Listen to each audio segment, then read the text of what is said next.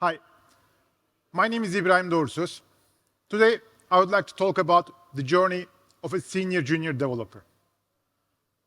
More and more people are in a relatively senior age of their lifetime, decide to change their career and become developers. It's an interesting but rather rough journey at the same time. I know that very good because I'm one of them. I became a developer at the age of 40.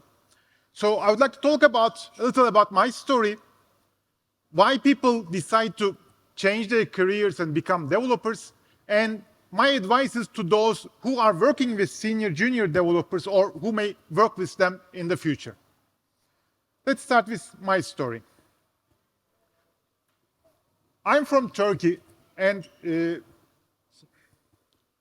I moved to Belgium in 2016. I used to work in Turkish army as a military officer. In 2016, I was assigned to a post in Belgium. After working almost 2 years, I decided to stay in Belgium and not to go back. Let's say it wasn't so difficult for Belgium to convince me to stay. Once I decided, I had to find a way of working, a way of making money, because my previous experience as a military officer was mostly based on management, but it was difficult to apply to civil industry. And what's more, to work in management, I had to speak very good French or very good Dutch. And it would take a long time, and I didn't think that I had this long period of time. So I decided I will do something in IT. What in IT? I didn't know that time. But I started to learn language. At the same time, I was looking for some opportunity to take some course, whatever, and transition into IT sector. At that time, my friend found Hack Your Future and he came to me. I don't know if you know Hack Your Future.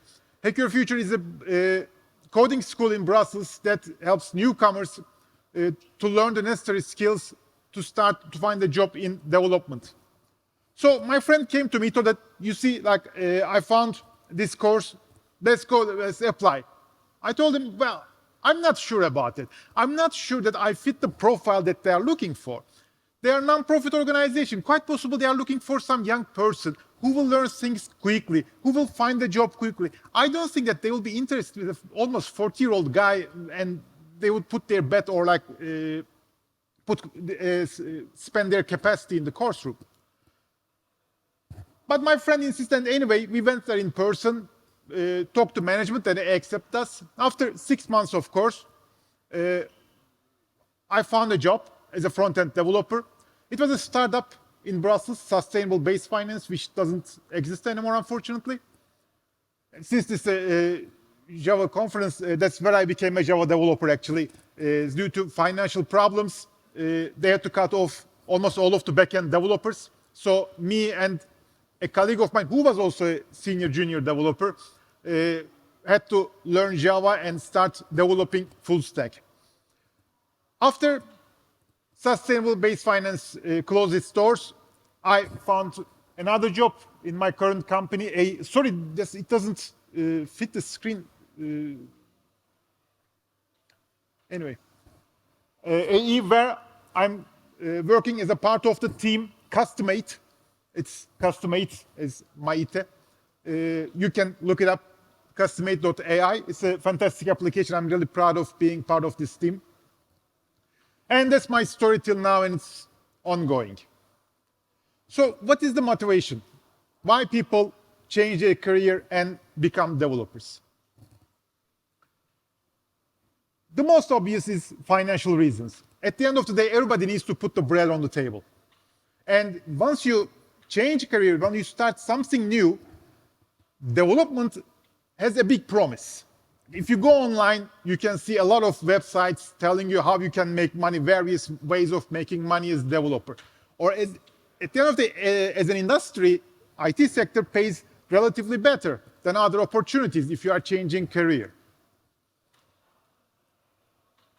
Another one is to do something meaningful.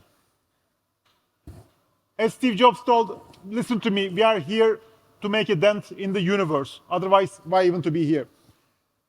Some people have repetitive jobs, monotonous jobs. They want to do something different. They want to be part of something that creates a change, that helps people's lives, get better, that makes things easier for them.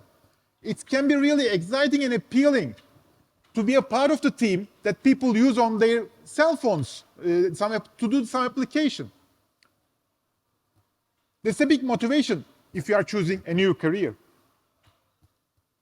Coming from difficult working conditions, I had a friend who was working in a storage facility, rather physical job what he was doing.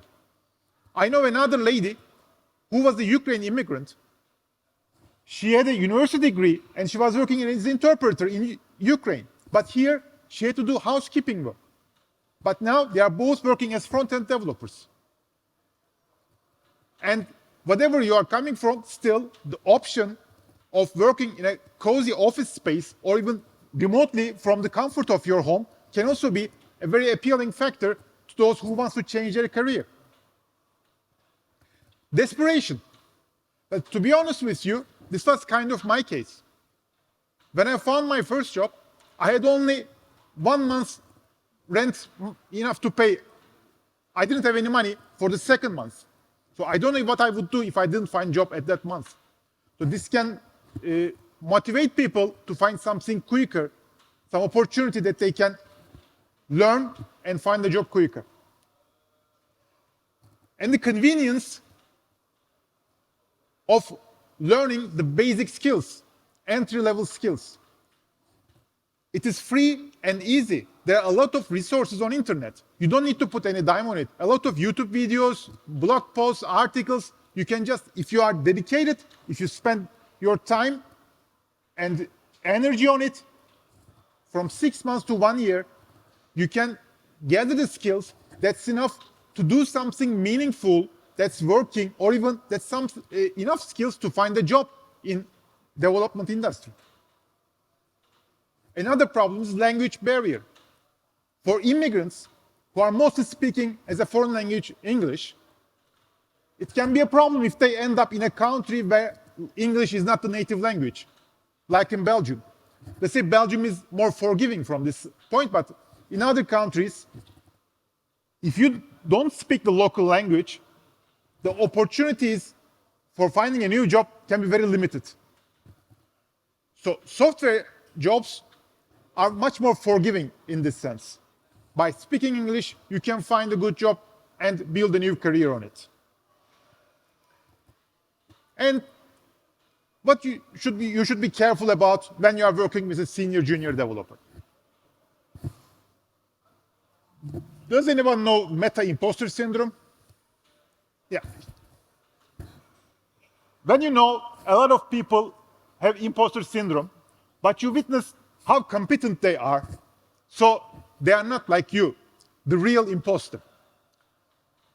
In my current company, AE, my first project was iLearn. We were 4 developers. I was the only developer without a computer science master's degree from KU. And one of my colleagues told me that he's suffering from imposter syndrome.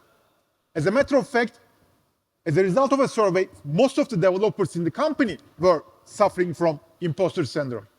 And that's what I felt at that moment, the imposter syndrome.